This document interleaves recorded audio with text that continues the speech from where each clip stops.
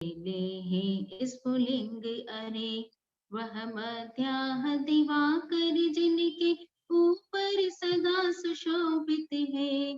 कायो सर्ग रूप मुद्रा और जो विशाल तन धारी है। अष्ट कर्म के परम विजेता, उत्तम पुरुषों के स्वामी, नाभि पुत्र जिन पति महात्मा, जयवंतो अंतर्यामी। बहुत बढ़िया। देखो, पद्मनंदी पंचविंशी का ग्रंथ अपना चल रहा है और इस ग्रंथ की 638 नंबर की श्लोक पर अपनी चर्चा आगे बढ़ेगी। अधिकार है निश्चय 50 और इसकी 41वीं नंबर की गाथा है। कुल 638 नंबर की गाथा। जीव स्वयं ही चैतन्य स्वरूप है। क्या कह रहे हैं देखिए, जीव स्वयं ही क्या है? चैतन्य स्वरूप। पढ़ते हैं, देखिए इसको पर।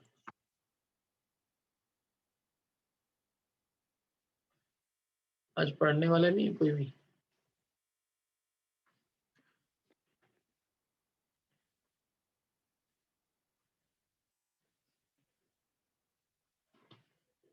मैं पढ़ता हूँ। अहमेव चित्स्वरूप चिद्रूपस्याश्रयो मम स एव नान्यत् किमपि जडत्वात् प्रीति सदृशेषु कल्याणी। प्रीति सदृशेषु कल्याणी। पढ़िए।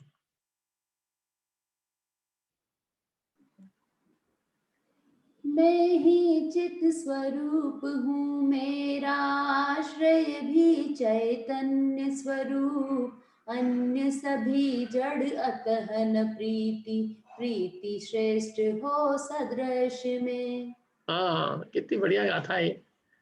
एकदम सरल सीधी भाषा में समझा रहे हैं। अहमेव चित स्वरूप, मैं तो चित स्वरूप ही हूँ। और चिद्रूपस्य आश्रयो ममस एव, और मेरा आश्रय चिद्रूप है, चैतन्य स्वरूप ही मेरा आश्रय है। न अन्यत् किमपि जड़त्वात्, अन्य मेरा कुछ भी नहीं है जड़ होने से। अन्यत् जड़त्वात्, अन्य जड़ होने से, किमपि न, मेरे कुछ भी नहीं है। चूंकि वे जड़ है और मैं चैतन्य स्वरूप, इसलिए वे मेरे कुछ भी नहीं है। और प्रीति सदृशेषु कल्याणी, समान वालों में प्रीति जो होती है वो कल्याण को करने वाली होती है। सदृश्यों में प्रीति कल्याणकारी होती है, असदृश्यों में नहीं। देखिए, पढ़ते हैं इसको। समझ में आया? भाई, प्रेम आपस में समान जाति के लोगों में प्रेम करो तो कल्याणकारी है। अब हमें चैतन्य स्वरूप और हम प्रीति कर रहे हैं जड़ में, तो वो कल्याण को थोड़ी देगी। और चेतन जड़ की प्रीति कर रहा है, उल्टा हो रहा है। ज्ञान स्वरूपी आत्मा अचेतन जड़ की प्रीति करता है, उद्गल की प्रीति करता है, तो वो उसके लिए कल्याणकारक नहीं होती, दुख का कारण होती है। अनादिकाल से हम जो दुख भोग रहे हैं, वो उस दुख का कारण ही क्या है? उस दुख का कारण ही जड़ से प्रेम करना है। जड़ से प्रेम कर करके ही हमारा कल्याण अकल्याण हो रहा है। इसलिए वो कह रहे हैं कि तुम अब कम से कम समान में प्रेम करो ना, अपनी जाति के चेतन में, अपनी चैतन्य स्वरूप होके तुम जड़ में प्रेम कर रहे हो। देह क्या है? जड़ है, उद्गल है, अचेतन है। क्या घास, माड़, पीप, खून, मट्टी, हड्डी, इनका पिंड है। इस शरीर में है ही क्या? और बताओ, मांस, रक्त, मतलब सब अशुचि वस्तुओं का पिंड है। तो इससे तुम क्या प्रेम कर रहे हो? जड़ स्वरूप, उद्गल, स्पर्श रस गंध वर्ण युक्त वस्तु में प्रीति कोई योग्य नहीं है। प्रीति करो तो चैतन्य की, चेतना की प्रीति करो। चेतना की प्रीति कल्याण का कारण है। अपने निस्वरूप से, निज चैतन्य ज्ञानानंद स्वरूप से प्रीति करो, वो प्रीति कल्याण की कारण होती है। देखिए, पढ़ते हैं इसको। पढ़िए अनिता जी। अर्थ, मैं ही चैतन्य स्वरूप हूँ और मेरे चैतन्य स्वरूप का आश्रय चैतन्य ही है। चैतन्य से भिन्न वस्तुएं न चैतन्य स्वरूप हैं और न चैतन्य की आश्रय हैं, अपितु वे जड़ हैं। अतः मेरी प्रीति उनमें नहीं हो सकती, क्योंकि प्रीति समान जातीय पदार्थों में ही कल्याण को करने वाली होती है। कितना बढ़िया लिखा, देखो, मैं ही चैतन्य स्वरूप हूँ और मेरे चैतन्य स्वरूप का आश्रय भी चैतन्य ही है। चैतन्य से भिन्न वस्तुएं न चैतन्य स्वरूप है और न चैतन्य की आश्रय। क्या कहा? मैं ही चित स्वरूप हूँ और मेरे चैतन्य स्वरूप का आश्रय भी चैतन्य है। क्या? मैं चैतन्य ज्ञान स्वभावी में ही हूँ और मेरे इस चैतन्य स्वभाव चैतन्य स्वरूप का आश्रय भी कौन है? चैतन्य ही है। जो चैतन्य से भिन्न वस्तुएं है वो ना तो चैतन्य स्वरूप है और न चैतन्य की आश्रय है, अपितु वे जड़ है। अच्छा, मेरे लिए अन्य चेतन भी क्या है? समझ लो, मेरे लिए आप क्या हो? चैतन्य हो कि नहीं हो? बताओ अर्पिता जी, आप चैतन्य हो कि नहीं हो? मेरे लिए आप चैतन्य हो कि नहीं हो? आपके लिए मैं चैतन्य हो कि नहीं हूं? आपके लिए आपके पुत्र पुत्री चैतन्य है कि नहीं है? आवाज ही नहीं आ रही, वापिस से क्यों म्यूट है? चेतन तो है पर है। हाँ, चेतन है तो चेतन है, लेकिन मेरे अपेक्षा से वो चेतन है कि नहीं? मेरा चेतन उनमें व्याप्ता है कि नहीं? आपकी चेतना मेरी चेतना से कोई संबंध है उसका? नहीं है। जो मैं जिस ज्ञान और चैतन्य को भोगूंगा तो वो मैं अपने ज्ञान और चैतन्य को भोगूंगा कि किसी पर के भोग सकता हूँ? स्वयं के। तो मेरे लिए तो दूसरे की चेतना भी जड़ ही है ना, अपने क्या काम की? क्या अपने लिए तो अन्य चेतना जड़ समान है। जैसे मेरे लिए ये टेबल कुर्सी चौकी है जो कि अज्ञान स्वरूप है, ऐसे ही किसी अन्य द्रव्य भी मेरे लिए अज्ञान स्वरूप है, क्योंकि उसके ज्ञान से मेरा ज्ञान नहीं होगा, मेरा ज्ञान मेरे ज्ञान से होगा। मेरी चेतना मुझ में, मुझे जो भोग, मेरे को जो चेतना का आनंद आएगा वो किसका आएगा? स्वयं की कि किसी दूसरे की? अपने को अपनी निज चेतना का आनंद होता है, पर की चेतना को तो हम कभी तीन काल में भोग ही नहीं सकते। पर की चेतना पर में है, मेरी चेतना मुझ में है। समझ में आया? देखिए, तो ये सब मेरे लिए क्या है? जड़ है। मैं अकेला, मैं, मेरे लिए मैं ही चैतन्य स्वरूप हूँ, मेरे चैतन्य का आश्रय भी मैं ही हूँ, चैतन्य है, और मुझसे भिन्न वस्तुएं सब ना तो चैतन्य स्वरूप है और ना मुझ चैतन्य की आश्रय है, अपितु वे जड़ है। अतः मेरी प्रीति उनमें नहीं हो सकती। मैं उनमें कैसे प्रेम करूं? क्यों? क्योंकि प्रीति तो समान जाति पदार्थों में ही कल्याण को करने वाली होती है। समान जाति में प्रेम करें तो कल्याण होता है, और समान जाति पदार्थों को छोड़कर अन्य पदार्थों में प्रीति वो कल्याण को नहीं करती है। समझ में है ना? इसलिए ये कहा यहाँ पे कि मैं प्रीति करूं तो अपने निज स्वरूप में करूं, निज चैतन्य स्वरूप में करूं, क्योंकि मैं चैतन्य हूं तो मेरी प्रीति चेतना से होनी चाहिए। अन्य जड़ पदार्थों में जो प्रीति है वो मेरे लिए कल्याण की कारण नहीं है, बल्कि दुख की कारण। देखो भावार्थ पढ़ते हैं।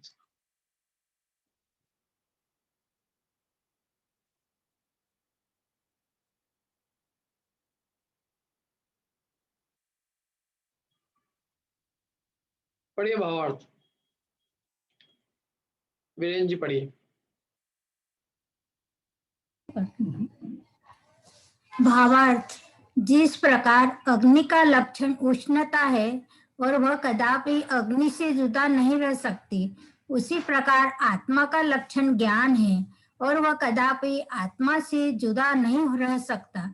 इसीलिए वह ज्ञान स्वरूप में हूँ और मेरे चैतन्य स्वरूप का आश्रय ज्ञानादि स्वरूप चैतन्य ही है। चैतन्य से भिन्न अर्थात जिनमें चेतना नहीं रहती है, ऐसे पुद्गल, धर्म, अधर्म, आकाश आदि जो द्रव्य हैं, वे मेरा स्वरूप नहीं है और न वे मेरे आधार है, क्योंकि वे जड़ है और मैं चेतन हूँ। पुद्गल आदि पदार्थों में मेरी प्रीति भी नहीं हो सकती, क्योंकि वह मेरे समान जाति नहीं है। मेरा समान जाति चैतन्य ही है, इसलिए मेरी प्रीति उसी में है और चैतन्य की प्रीति ही मुझे सुख दे सकती है और देती है। बहुत बढ़िया। जैसे अग्नि का लक्षण उष्णता है और वो कभी अग्नि से अलग नहीं रह सकती, ऐसे आत्मा का लक्षण क्या है? ज्ञान है, और वो ज्ञान आत्मा से कभी जुदा नहीं रह सकता। क्या?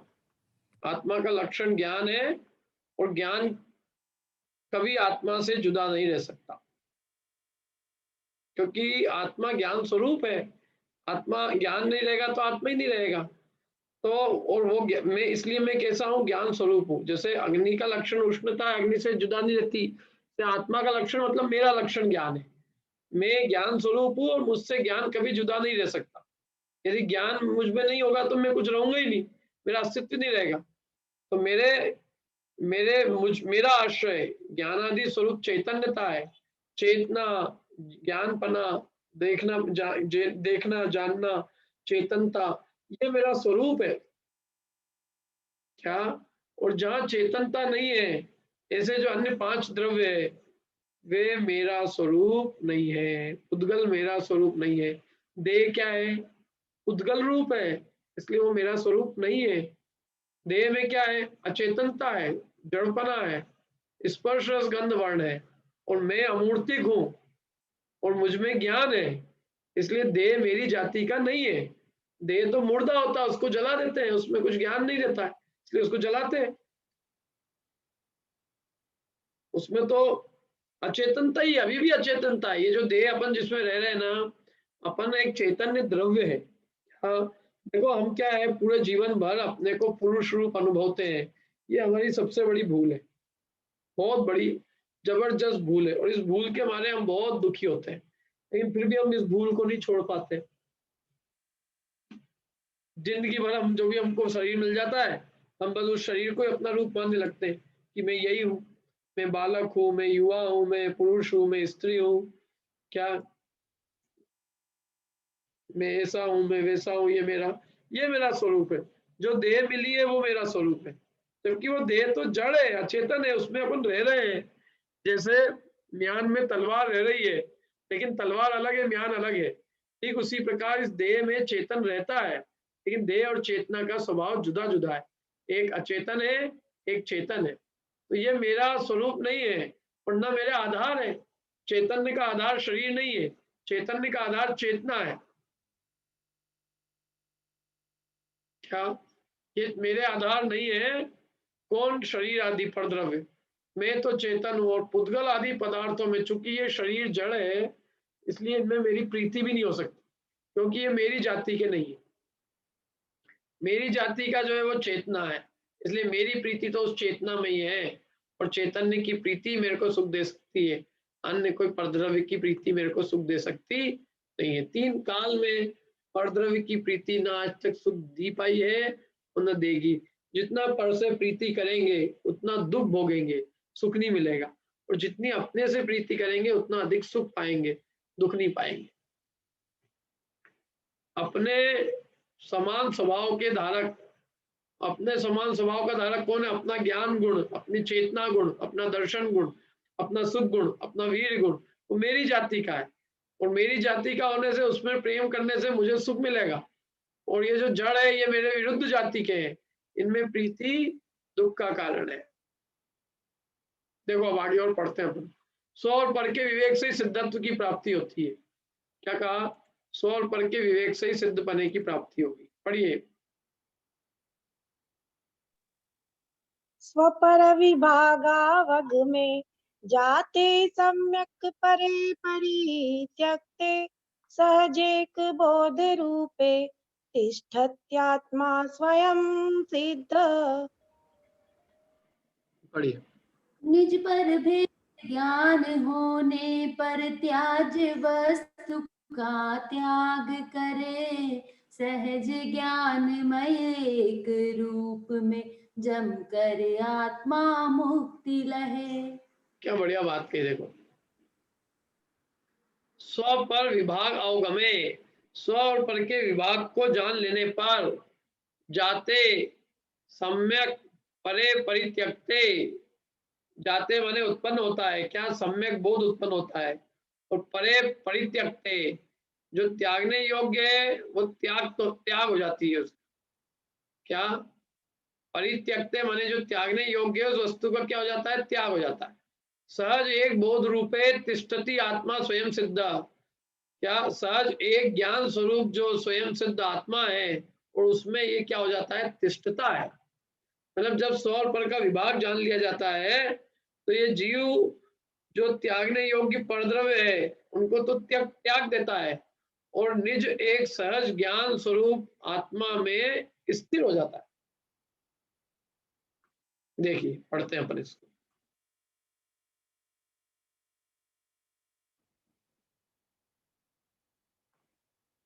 पढ़िए बिंदु जी। जिस समय आत्मा में स्वपर की विभाग का ज्ञान हो जाता है और त्यागने योग्य वस्तु का त्याग हो जाता है, उस समय स्वाभाविक निर्मल ज्ञान स्वरूप जो अपना रूप है उसमें आत्मा ठहरता है और स्वयं सिद्ध हो जाता है। हाँ, क्या बढ़िया बात है। जिस समय आत्मा में स्व और पर का विभाग हो जाता है, विभाग का ज्ञान हो जाता है, त्यागने योग्य वस्तु को छोड़ देता है, तब वो उस समय स्वाभाविक निर्मल ज्ञान स्वरूप जो अपना रूप है उसमें ठहरता है और स्वयं सिद्ध हो जाता है। किसी दूसरे से कहने की जरूरत नहीं पड़ती, किसी का आश्रय लेने की नहीं जरूरत पड़ती, स्वयं सिद्ध हो जाता है। कैसे सिद्ध हो जाता है, जब जो त्यागने योग्य वस्तु है उसका त्याग हुआ और ग्रहण करने योग्य जो अपना निर्मल ज्ञान स्वभाव है उसका ग्रहण हो गया और उसमें स्थिर हो गया आत्मा। आत्म स्वरूप को ग्रहण करके जब ये आत्म स्वरूप में स्थिर होता है तो ये जीव स्वयं अपने सिद्धत्व को प्राप्त कर लेता है। क्या ये सब कब होता है, लेकिन जब ये जीव को स्व और पर का वो अवबोध हो। संसार में सबसे बड़ा ज्ञान यही है, बस एक ही कला है दुनिया में, एक ही ज्ञान है, वही सब, वो ज्ञान ही एक ही है। मैं तो कहता हूँ क्या ज्ञान एक ही है, ये जो स्व और पर का भेद, स्व और पर के विभाग का जो ज्ञान है वही ज्ञान है और सबसे बड़ी चीज ही यही है। मैंने यदि कोई ज्ञान कहने के लिए ज्ञान है तो स्व और पर का विभाग का ज्ञान ही ज्ञान है, बाकी तो दुनिया में कोई ज्ञान है ही नहीं। अपने और पराये का बोध हो जाना, अपने निस्वरूप जो आज तक अपन ने देखा नहीं, पाया नहीं, अपने ने उसको अनुभवा नहीं, उसको जाना माना नहीं, उसकी प्राप्ति हो जाना, निज चैतन्य स्वरूप को प्राप्त करना और परद्रव्यों का परद्रव्य रूप बोध हो जाना कि ये पर है, देहादि द्रव्य अपने को परभाषित हो जाए, यही सबसे बड़ा ज्ञान हो गया। बस दुनिया में मैं तो कहता हूँ वही IIT कर ली उसने, वही IIM कर लिया, वही उसने IAS एग्जाम पास कर ली, सारी एग्जाम पास हो गई उसकी, कौन सी, जिसने स्व और पर का भेद जान लिया। और ये नहीं जाना बाकी सब जान लिया तो कोई सिद्धि नहीं है, क्योंकि है तो संसार के पात्र। सारी जिनवाणी स्व और पर के भेद के लिए कही थी, स्व और पर के भेद को बताने के लिए। क्या और ये जीव यदि अपने और पराये का भेद नहीं जान पाए तो फिर इसने जिनवाणी पढ़ने का भी कुछ लाभ प्राप्त नहीं किया। और अपने रूप की देखो, स्व और पर के बोध होने पर कितना बड़ा आनंद है कि हमारी जो अनादिकाल की जो परद्रव्यों की जो गुलामी थी, अब तक हम जो परद्रव्यों को स्व मान के उसकी गुलामी कर रहे थे, उसकी सेवा कर रहे थे, वो मिट गई कि नहीं मिट गई, बताओ। मैंने गलती से पड़ोसी के बछड़े को अपना बछड़ा मान के उसको इतना दूध पिलाया, एक दिन उजाले में मेरे को दिख गया कि अरे अपना नहीं है, तो उससे मेरे को सुख हुआ कि नहीं हुआ, बहुत सुख हुआ। क्यों, सारी जो दिन भर की सेवा थी वो सब बच गई और अब हम अपने पढ़ाए, अपना पढ़ा हमको मिल गया, तो हमें बहुत खुशी है कि हम अपने का हम जो है व्यर्थ में दूसरे की सेवा क्यों करेंगे, और अपनी सेवा आज तक नहीं करी तो उसकी सेवा करेंगे, उसकी सेवा कर करके खुद आनंदित होंगे, स्व में रम के सुखी होंगे और पर की जो व्यर्थ सेवा करते थे उससे मुक्त होंगे, पर के विकल्पों से मुक्त होंगे, क्योंकि पर को स्व मान के जबरदस्ती उसके विकल्प जालों में दुखी रहते थे। अब हमने पर को पर जान लिया तो उस संबंधी हमारे सारे विकल्प जाल जो थे वो मिट गए, तो सहज ज्ञानमयी आत्मा की मतलब सहज जो है ना, सहज आनंद की प्राप्ति हुई। देखो पढ़ता हूं अर्थ, ये भावार्थ।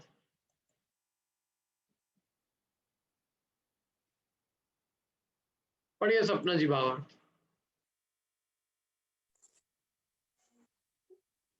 भावार्थ, यह वस्तु मेरी है और यह वस्तु मेरी नहीं है।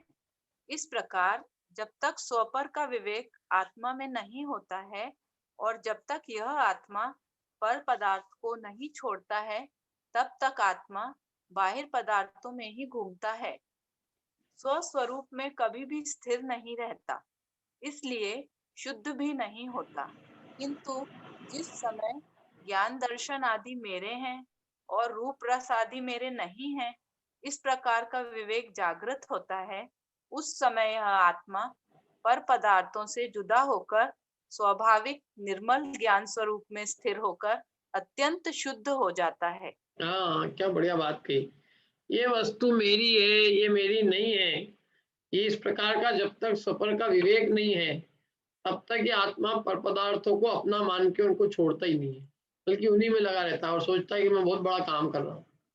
क्या पर पदार्थों को छोड़ता ही नहीं है, क्योंकि इसको लगता है पर पदार्थ तो मेरे स्वरूप है। तब तो और उसका चित्त निरंतर क्या होता है, बाहर ही बाहर बाहर बाहर बाहर, मतलब ज्ञान की पूरी बर्बादी करता है। अपने ज्ञान को अपने में न रमाकर बाह्य पदार्थों में घुमाता रहता है। अपने निस्वरूप में कभी भी क्या होता है, उपयोग स्थिर नहीं रहता। जब उपयोग अपने में स्थिर नहीं रहता, बाह्य पदार्थों में घूमता है, तो उपयोग में कषाय आदि की, कषाय की, मिथ्यात्व की तीव्रता होती है। जब उपयोग बाहर रहेगा तो क्या होगी, कषाय होगी, और क्या होगा, पर द्रव्यों में उपयोग दे देकर होड़ मच जाती है। होड़ काय की कौन पर द्रव्य अधिक से अधिक इकट्ठा कर सकता है। तो जब होड़ मचती है तो आत्मा शुद्ध क्या होगा, क्या जब आत्मा का चित्ती बाहर पदार्थों में है तो आत्मा अशुद्ध ही है। तो जब अपने निस्वरूप में स्थिर होता है और परद्रव्यों को त्यागता है, तब वो शुद्ध होता है। माने जब भी जीव अपनी वस्तु को ग्रहण करेगा और परद्रव्य को ग्रहण करना छोड़ देगा, उसी समय आत्मा शुद्ध है। क्या यही सबसे बड़ी शुद्धता है, अपनी वस्तु को ग्रहण करना, पर वस्तु को छोड़ना, अपनी वस्तु में स्वयं। और एक बात और नियम भी यही है कि हम अपनी वस्तु के अलावा पर वस्तु को ग्रहण कर भी नहीं सकते। हम कितना ही कोशिश कर करके मर जाए, लेकिन कभी 3 काल में स्व वस्तु के अलावा पर वस्तु का ग्रहण होता ही नहीं है। क्या समझ में आया? तो इसलिए जब तक हमारा चित्त बाह्य पदार्थों में घूमता है, तब तक हमारा उपयोग अशुद्ध रहता है।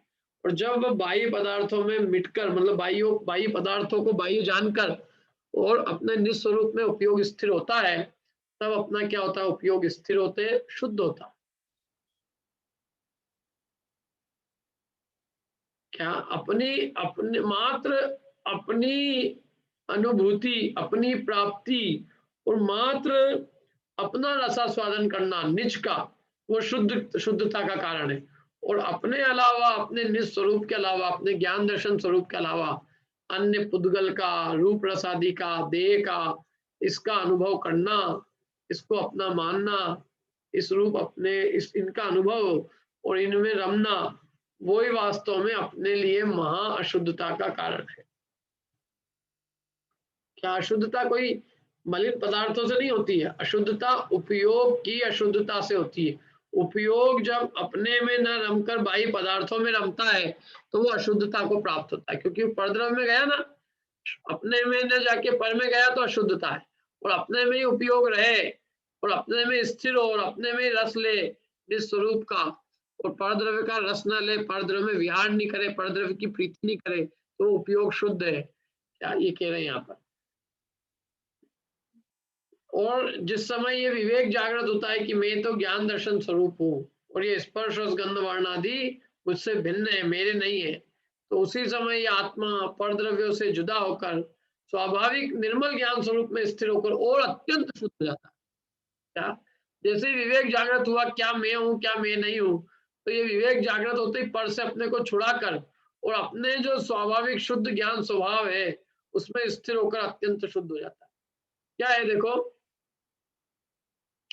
कि ये जो जीव है, ये इस जीव को अपने खुद के वैभव का बोध नहीं है। क्या और इसलिए ये क्या हो रहा है, परद्रव्य के वैभव में ही रचा पचा है। अब जब इसको अपने निर्मल ज्ञान स्वरूप का बोध होता है और ये अपने में ही स्थिर होता है, तो ये आत्मा अत्यंत शुद्ध, न केवल शुद्ध पितु समस्त परद्रव्यों से पृथक अपने एकाकी निस्वरूप में रमण करता है। देखो इसी आशय को लेकर समय सार कलश 126 में भी कहा है, पढ़ते हैं अपन इसको, पढ़िए। चेद्रूप्यं जडरूपतां च दधितो कृत्वा विभागं द्वयोरन्तर्दारुणदारणेन परितो ज्ञानस्य रागस्य च भेदज्ञानमुदेति निर्मलमिदं मोदध्वमात्यासिका शुद्ध ज्ञान घनोगमेकमधुना संतो द्वितीयच्युता। चैद्रूप्यं जड़ रूपतां च ददतो कृत्वा विभागं दयो अंतर्दारुण दारणेन परितो ज्ञानस्य रागस्य च। चैद्रूप्यं जड़ रूपतां च ददतो, चिद्रूपता और जड़ रूपता में कृत्वा विभागम दयो, इन दोनों का विभाग करके, और अंतर दारुण दारणेन, अंतर में दारुण मतलब एकदम बिल्कुल बिना कोई करुणा के अंतर में हमने एक क्या करी, अंतर में हमने जैसे तलवार लेकर और विभाग कर दिया। काय का? ज्ञानस्य रागस्य च, ज्ञान और राग का अंतर में भेद ज्ञान की तलवार चलाकर ज्ञान और राग में विभाग कर दिया। चैतन्यता में और जड़ रूप में विभाग कर दिया, ज्ञान और राग में विभाग किया। और भेद ज्ञान उदित निर्मलम इदम, भेद ज्ञान उदित होता है जो कि निर्मल है। और मोदध्व मध्यासिता, तू मोद को प्राप्त हो। यानी इस बात को सुनकर हे जीव तू आनंद को अनुभूत कर। शुद्ध ज्ञान घनोग मेघ मधुना, शुद्ध ज्ञान रूपी घन का, शुद्ध ज्ञान घन का, ओम माने समूह, शुद्ध ज्ञान घन का समूह, एकम एक रूप, और अधुना माने आप अभी, संतो उस रूप होकर, शुद्ध ज्ञान घनोग रूप होकर माने अभी वर्तमान में, तो शुद्ध ज्ञान घन स्वरूप होकर।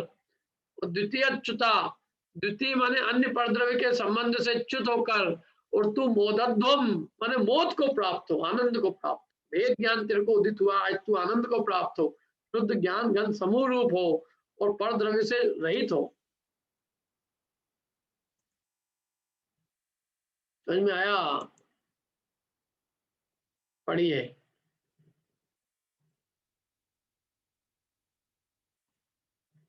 पढ़िए अर्चना जी। अर्थ, चैतन्य रूपता और जड़ रूपता को धारण करने वाले अर्थात चेतन और जड़ जो आत्मा और शरीर हैं, उनके विभाग को करके, उनको अलग अलग रीति से जानकर और अच्छी तरह अंतरंग से ज्ञान तथा राग का विभाग करके, अर्थात ज्ञान आत्मा का धर्म है तथा राग शरीर का धर्म है, इस बात को भली भांति जानकर यह निर्मल भेद ज्ञान उत्पन्न होता है। इस प्रकार मोक्षाभिलाषी जो भव्य जीव वे शुद्ध ज्ञान रूपी धन के समूह को अर्थात आत्मा को प्राप्त कर पर पदार्थों के संबंध में रहित होकर चिरकाल तक आनंद से रहो। बहुत बढ़िया।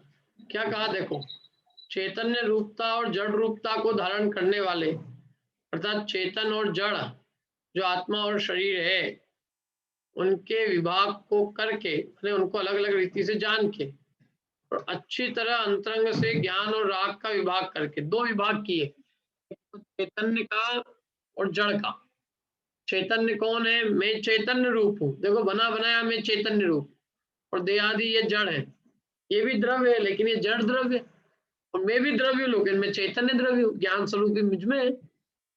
क्या चैतन्यता और जड़ रूपता को जो दो द्रव्य धारण करते हैं, जो आत्मा और शरीर है, उनके विभाग को करके, माने उनको अलग अलग करके, उनको अलग अलग जान के, और अंतरंग में राग और ज्ञान का विभाग करके, राग और ज्ञान के अंदर भेद करके, वो ज्ञान आत्मा का धर्म है और राग किसका धर्म है? शरीर का, कर्मों का, परद्रव्यों का, आत्मा का नहीं। ज्ञान देह का है, जड़ का है, और ज्ञान आत्मा का है। ऐसा ये बात को भली भांति जानकर, मैंने भेद करके ज्ञान और राग में यह निर्मल भेद ज्ञान उत्पन्न होता है। भेद ज्ञानम उदेति, जब हम इन दोनों को भिन्न भिन्न जानते हैं तो निर्मल भेद ज्ञान उत्पन्न होता है। क्या भेद ज्ञान का मतलब ये नहीं है ये मेरे हैं, ये पराये हैं। क्यों? ये मेरी माँ है और ये तो मेरी पराई की माँ है, ये तो पत्नी की माँ है और ये मेरी माँ है, ये भेद ज्ञान हो रहा है। क्यों? ये मेरी बहन है और ये तो ननंद है, ये तो मेरा भाई है सगा और ये तो देवर, दोस्त। क्यों? परद्रव्य। अरे भाई साहब, भाई भी परद्रव्य है, जैसे देवर परद्रव्य। पिता, माता, माता माता तो लगती है अपनी और सासू लगती है क्या लगती है? क्यों? दोनों ही परद्रव्य अपने लिए, लेकिन अपने को एक में अपनापन दिखता है, पता नहीं क्यों। क्योंकि देह से इतनी एक रूपता है कि जीव को देह के संबंधी अपने संबंधी दिखते, भले ही उसका बिगाड़ करे तो भी वो संबंधी, और अपना सुधार करे तो भी वो अपने संबंधी नहीं दिखते। ऐसी देह में एकत्व की प्रीति है। जो आत्मा के हित की बताए फिर भी वो अपने को रिश्तेदार नहीं दिखेगा, और जो देह का हित करे वो अपने को रिश्तेदार दिखता है। क्यों है? हम जब शादी विवाह में कार्यक्रमों में किसको बुलाते हैं? सब शरीर के रिश्तेदारों, जो सब स्वार्थ के सगे हैं, सबके सब। क्या? क्योंकि उन्हें हम अपना मानते हैं, और जो हमारे हितैषी है उन्हें हम अपना क्या मानते हैं? क्यों? उनको तो हम याद ही नहीं करते भैया। यदि पंडित जी आ गए तो और 2 प्रवचन ठोक जाएंगे, कहेंगे ये क्या कर रहे हो। मतलब कोई धर्मात्मा तो हमें आत्मा के हितैषी जो है ना, वो हितैषी नहीं दिखते, क्योंकि ज्ञान में हमारा अपनापन नहीं है ना। शरीर में अपनापन है तो उसके हितैषी हितैषी है, आत्मा के हितैषी हितैषी नहीं दिखते।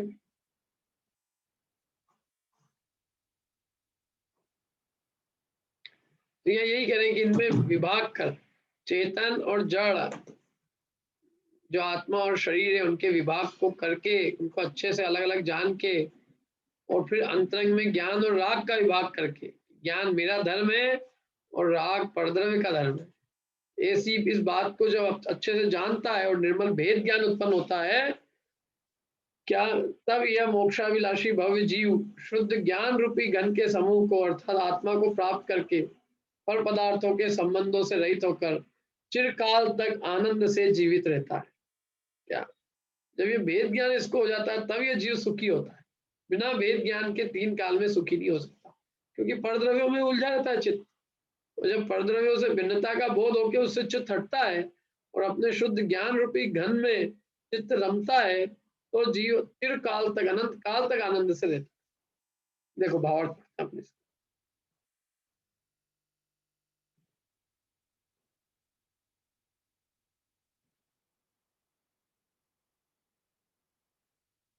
भावार्थ पढ़िए शोभा जी। भावार्थ। श्वेय तथा पर के विभाग से आत्मा शुद्ध होता है, इसलिए भव्य जीवों को श्वेय पर विभाग की ओर अवश्य लक्ष्य देना चाहिए। हाँ, इस पे बहुत ध्यान देना चाहिए। बल्कि मैं तो कहता हूँ संपूर्ण ध्यान इसी बात पे। किस बात पे? स्व और पर का विभाग कैसे हो, भेद ज्ञान कैसे हो प्रकट। पूरा जीवन हमारा समझ लो भेद ज्ञान के लिए समर्पित है। क्या इस जीवन में करना ही नहीं है हमें, और कुछ नहीं करना है। स्व और पर का विवेक ही जागृत करना है, यही हमारे जीवन का ध्येय है। यदि ये हो गया, ये मनुष्य जीवन सार्थक है। और ये नहीं हुआ, वो परद्रव्यों में लगे रहे, तो मनुष्य भाव की कोई उपलब्धि नहीं। देखिए अगला दुआ पढ़ते हैं। निश्चय से आत्मा हे उपादेय के विभाग से रहित है। लेकिन निश्चय से देखा जाए तो आत्मा में हे उपादेय का विभाग भी नहीं है। कैसे नहीं है? पढ़ते हैं इसको जरा।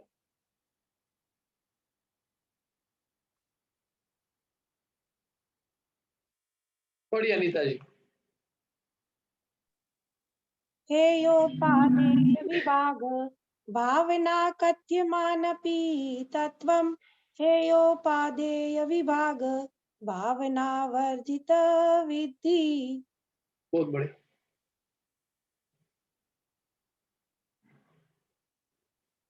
पढ़िए।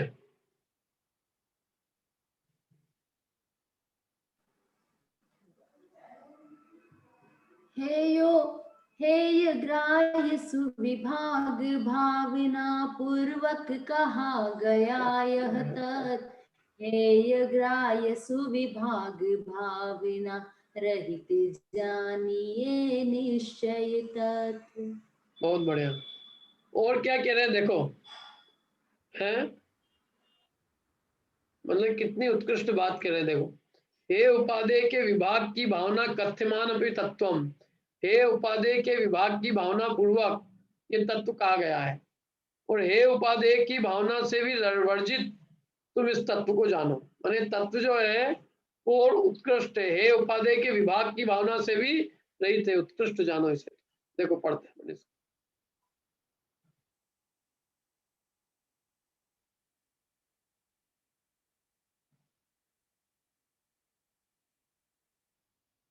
पढ़िए माला अभी अर्थ।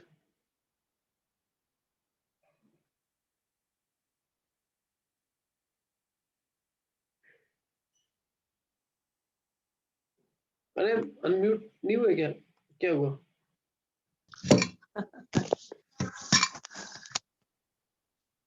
लो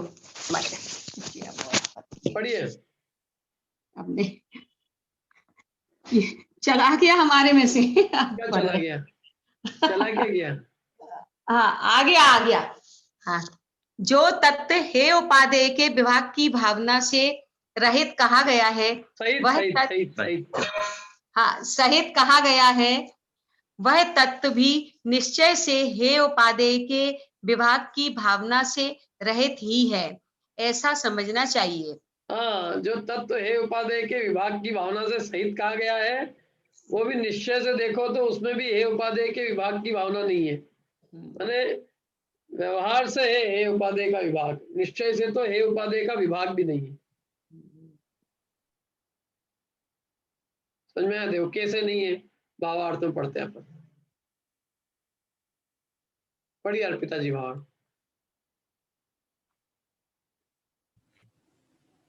भावार्थ।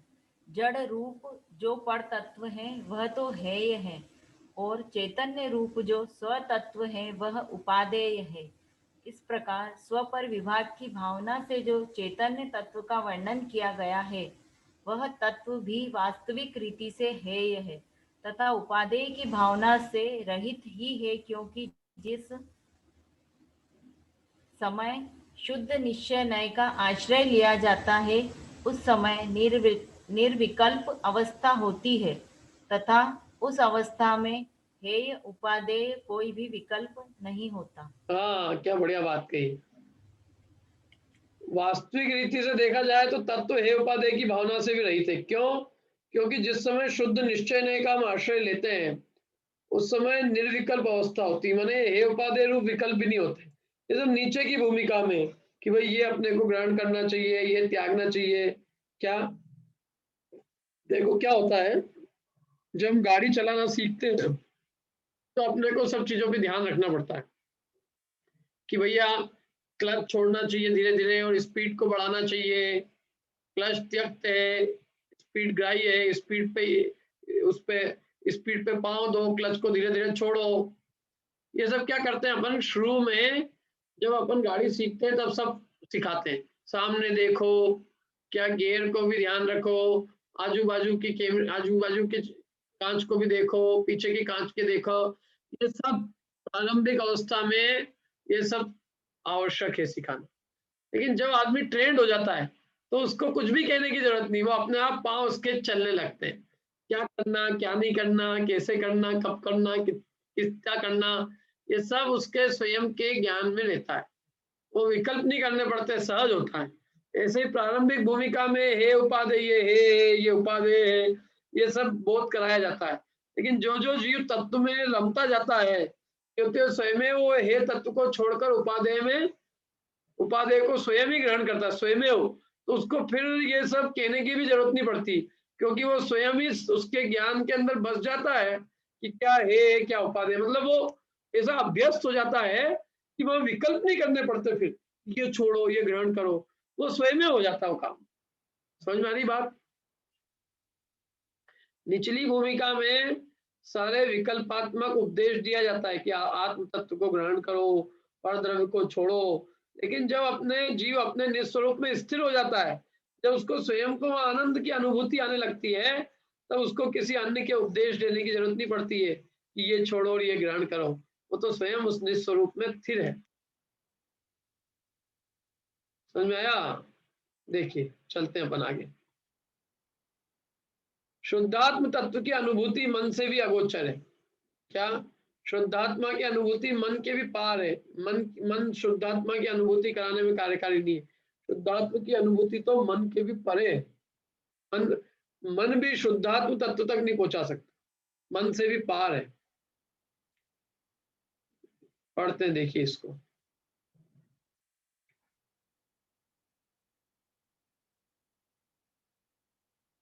पढ़िए माला, अभी संस्कृत पढ़ दीजिए, आपको पढ़ना था ना, पढ़िए। प्रतिपद्यमापि च सुतात् शुद्धं परात्मयस्तत्त्वम् उरीकरोतु चेता तदपि न तच्चितसो गम्य। तदपि न तच्चेतसो गम्यम, गम्यम है ना। प्रतिपद्यमानम अपि च श्रुताद् विशुद्धं परात्मनस्तत्त्वम् उरीकरोतु चेता तदपि न तच्चेतसो गम्यम। ये ऐसा होता है। देखो पढ़िए।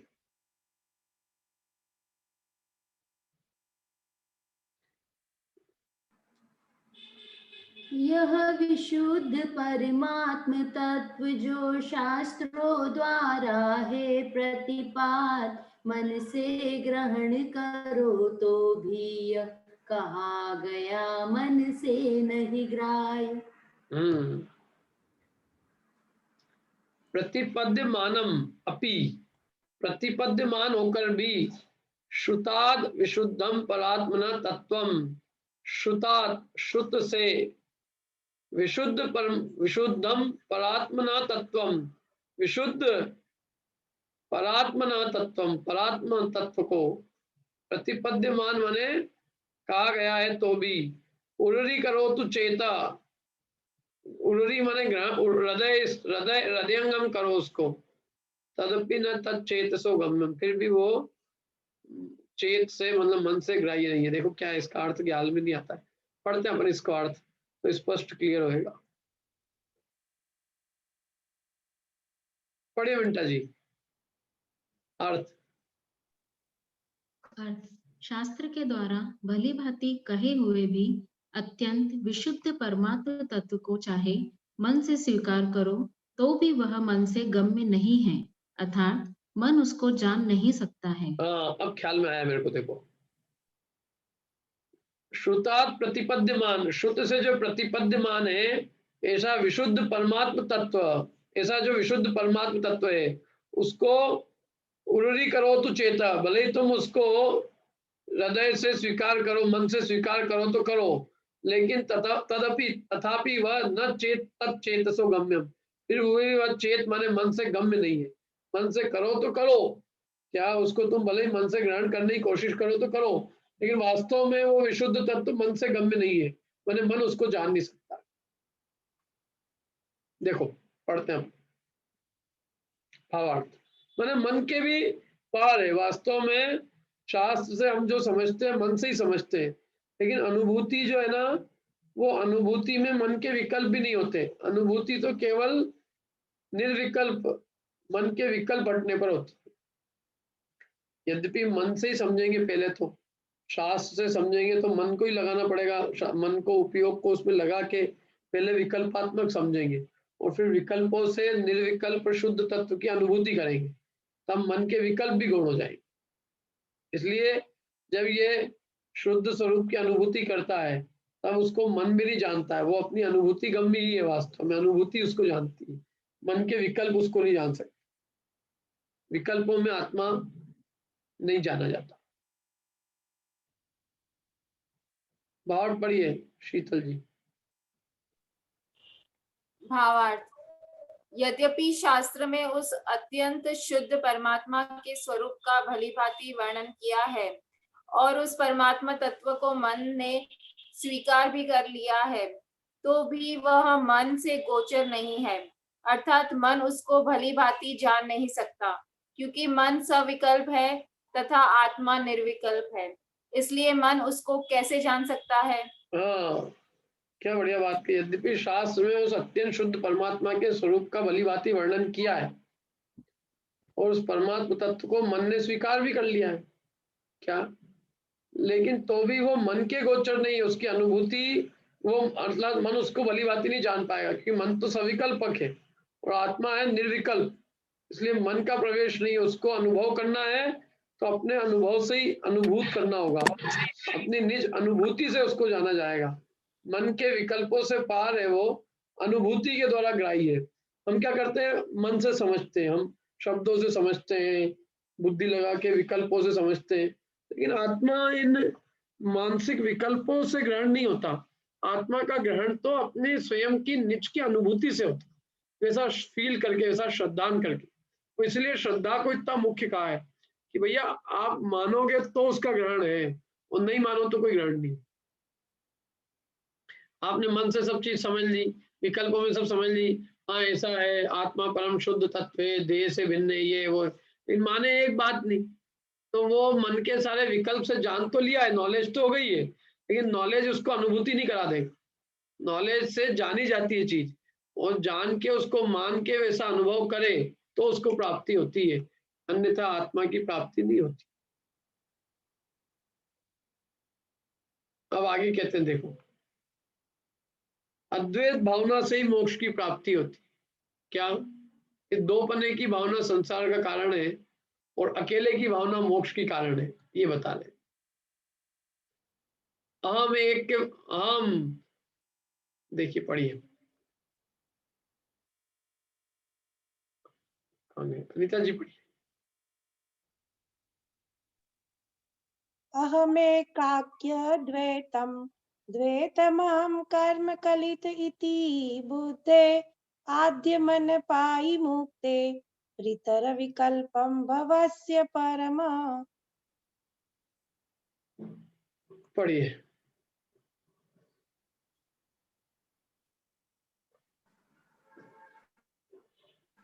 एक रूप में यह अद्वैत कर्म सहित यह द्वैत विचार, प्रथम बुद्धि ही शिव कारण है, इतर बुद्धि से है संसार। क्या बढ़िया बात कही। देखो, अहम एकाकी, मैं एक हूं, एकाकी हूं, अहम एकाकी, मैं एकाकी हूं, अद्वैतम, द्वैत नहीं है मेरे में, और द्वैतम अहम कर्म कलित इति बुद्धे, मुझ में द्वैत है, मैं कर्मों से कलित हूं, ऐसी बुद्धि आद्य मन पाई मुक्ते, ऐसी बुद्धि आद्यम, आद्यम माने प्रथम, प्रथम, अनपाई, आद्यम अनपाई मुक्ते, अनपाई का मतलब क्या देखते हैं, मुक्ते इतर विकल्पम, मुक्ति से जो अन्य विकल्प है वो भवस्य परम, वो भव के कारण है, परम संसार के कारण है। देखो पढ़ते हैं इसको,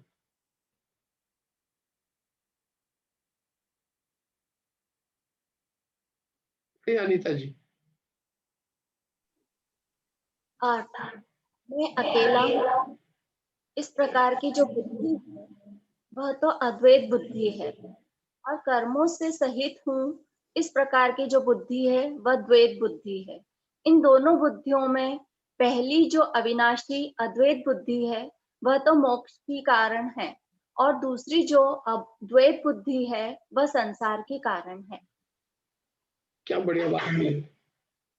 आम इक्को खल शुद्धो, मैं एक हूँ, अकेला हूँ, ऐसी जो बुद्धि है वो अद्वैत बुद्धि है, और मैं कर्मों से सहित हूँ, 8 कर्मों के बीच ये अकेली आत्मा कर्मों से युक्त हुई, बहुत सारे कर्म लगे मेरे, ऐसी जो बुद्धि है वो द्वैत बुद्धि है। अब इसमें जो पहली और अविनाशी, पहली जो अद्वैत बुद्धि है वो मोक्ष की कारण है, जो दूसरी द्वैत बुद्धि है मैं कर्मों से सहित हूँ, वो संसार की कारण।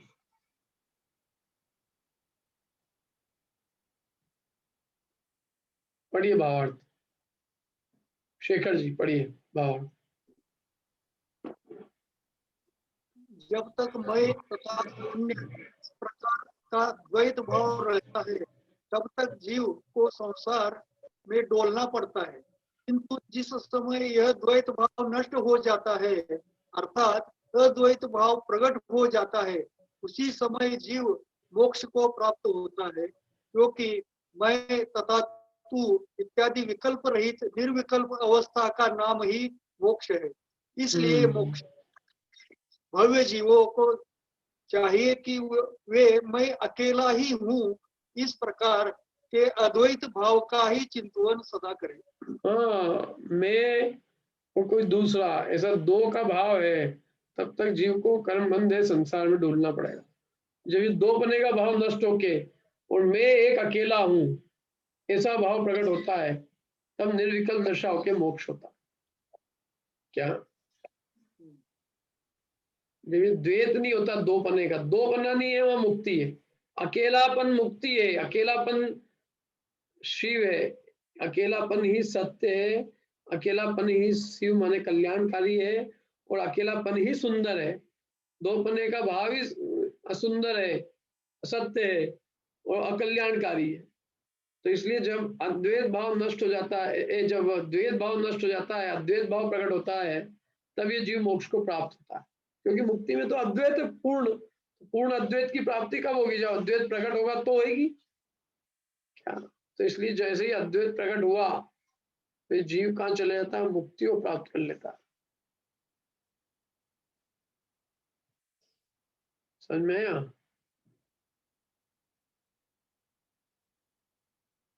देखो, जिस समय यह द्वैत भाव नष्ट हो जाता है अर्थात अद्वैत भाव प्रकट हो जाता है, उसी समय जीव को मोक्ष को प्राप्त होता है।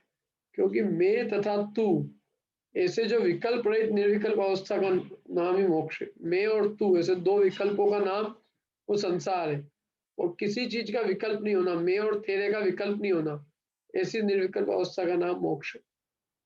इसलिए मोक्षाभिलाषी भव्य जीवों को क्या चाहिए कि मैं अकेला ही हूं बस।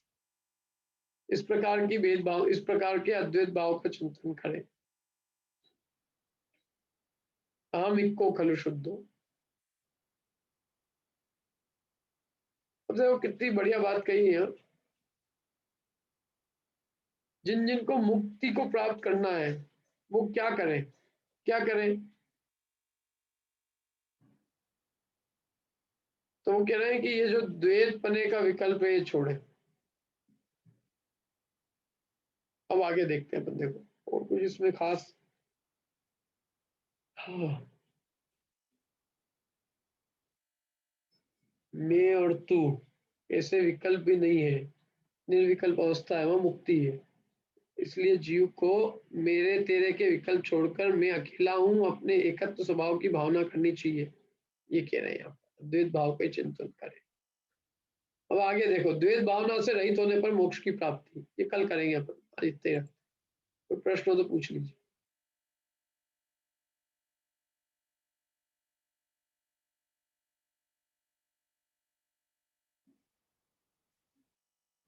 हाँ, सुरेंद्र जी जिनवाणी स्तुति करा दीजिए।